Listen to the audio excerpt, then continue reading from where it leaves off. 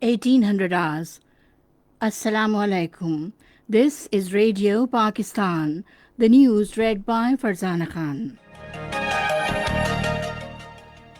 First, the headlines.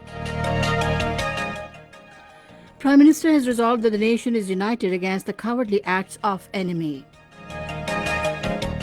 Army spokesperson says Pakistan decided to release Indian pilot Abhinandan from the position of strength as a responsible state. Foreign Office spokesperson during his weekly press briefing in Islamabad this afternoon has said Pakistan is fully prepared and capable to take firm action against any misadventure from any country. Economic Coordination Committee of the Cabinet has approved Prime Minister's package for Rabi crops, especially wheat.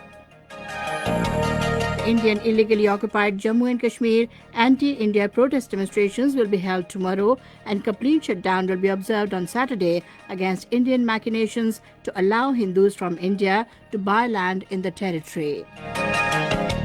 European Union has said an escalation in the Nagorno-Karabakh conflict was unacceptable and called for new peace talks.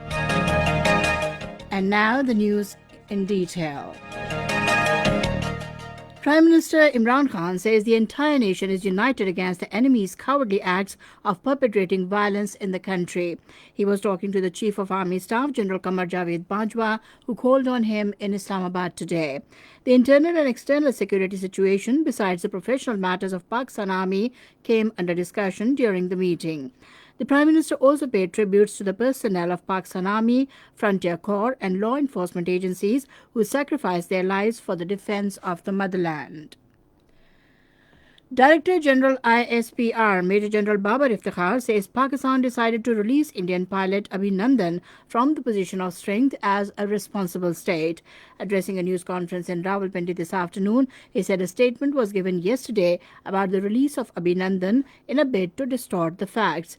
The DGISPR said this statement is tantamount to make controversial Pakistani nation's victory against Indian aggression in February last year. He said such negative narrative has direct impact on national security. Major General Babar Iftikhar said Pakistan's decision to release Abhinandan was taken as a gesture of peace in the light of Geneva Convention, which was widely hailed in the world. The DGISPR said Pakistan demonstrated well its resolve and capability in response to Indian aggression. He said India violated the international laws after the Pulwama attack, and India had to lick the dust due to Pakistan's effective response. Foreign Office spokesperson said Hafiz Chaudhry says Pakistan wants peace and stability in the region and release of Indian pilot manifests this resolve. While responding to a question during his weekly press briefing in Islamabad this afternoon, he said Pakistan had released Abhinandan as a gesture for peace and ruled out any pressure in this regard.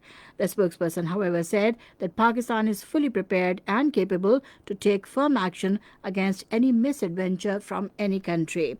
Responding to a question, Zahid Hafiz Chaudhry said new domicile and land acquisition laws in Indian illegally occupied Jammu and Kashmir are against the international law and the spirit of UN resolutions over the matter. He said India cannot alter the status of Indian illegally occupied Jammu and Kashmir. Economic Coordination Committee of the Cabinet has accorded approval to the Prime Minister's package for Rabi crops, especially wheat. The meeting of the committee was held in Islamabad today with Advisor on Finance Dr. Abdul Hafiz Sheikh in the chair. According to the package, 1,000 rupees subsidy will be given to farmers on 50 kilogram fertilizer bag, including DAP, phosphorus and potassium fertilizers. The federal and provincial governments will share the subsidy in 70% and 30% ratio. Similarly, on weedicides, 250 rupees per acre and fungicides, 150 rupees will be given by the federal government as subsidy. The package will be presented in the next cabinet meeting on Tuesday for approval by the federal cabinet. Eid-e-Miladun-Nabi sallallahu alaihi wasallam will be celebrated with great religious zeal and fervor across the country tomorrow. The day will dawn with a 31-gun salute at the federal capital and a 21-gun salute at all the provincial capitals. Special prayers for the unity of Muslim Ummah and progress and prosperity of the country will be offered in the mosques after Fajr prayers. Special conferences, events, and Mahafil Milad are being arranged to pay respects to the last messenger, whose life and teachings are a beacon of light for the whole mankind. In connection with Eid Miladun Nabi sallallahu alaihi wasallam, an international Rahmatul Lil Alameen sallallahu alaihi wasallam conference will be held in Islamabad tomorrow under the auspices of the Ministry of Religious Affairs. Radio Pakistan will broadcast special programs in connection with Eid Miladun Nabi sallallahu alaihi wasallam tomorrow. This is Radio Pakistan giving you the news. In Indian illegally occupied Jammu and Kashmir, anti-India protest demonstrations will be held tomorrow and complete shutdown will be observed on Saturday against Indian machinations to allow Hindus from India to buy land in the territory. Call for protest and shutdown has been given by the All Parties Hurriyat Conference and Hurriyat Forum led by Mir Wais Umar Farooq. The APHC spokesman in a statement in Srinagar appealed to the people of Jammu, Kashmir and Ladakh to resist the nefarious Indian moves tooth and nail. The Hurriyat Forum chairman Mir Wais Umar Farooq and its senior leaders in a joint statement said that the imperialistic approach of the fascist Modi regime was bound to fail. Azerbaijan has expressed the concern over the plight of Kashmiri people suffering immense abuse in Indian illegally occupied Jammu and Kashmir.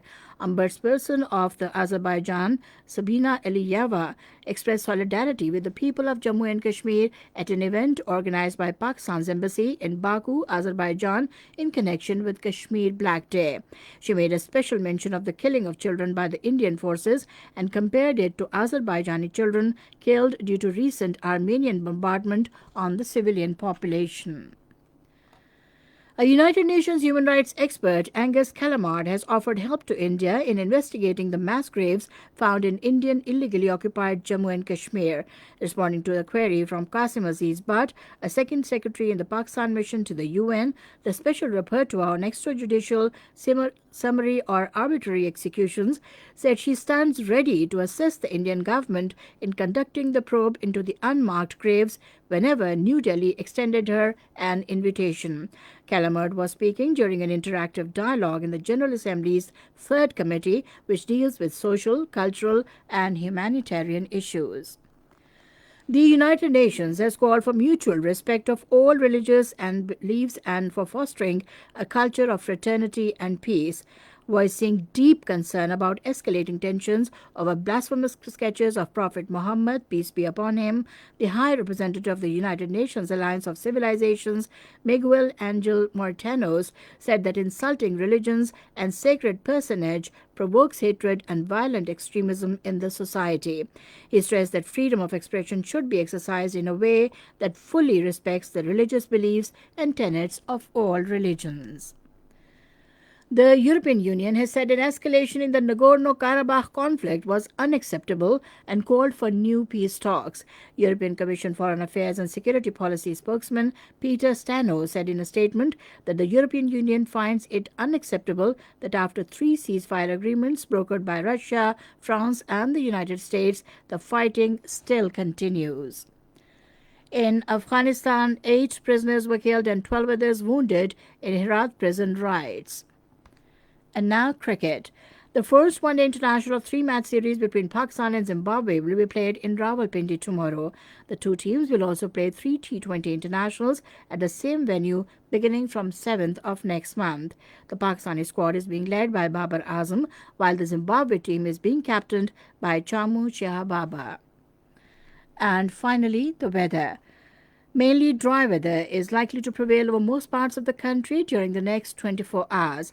However, light rain is expected at isolated places in Upper Khyber Pakhtunkhwa and Gilgit-Baltistan, while snowfall is predicted over the mountains. And with that, we come to the end of the news. For more news and analyses, log on to our website, radio.gov.pk, and also watch live video streaming of our bulletins on the link facebook.com/Radio Pakistan News Official.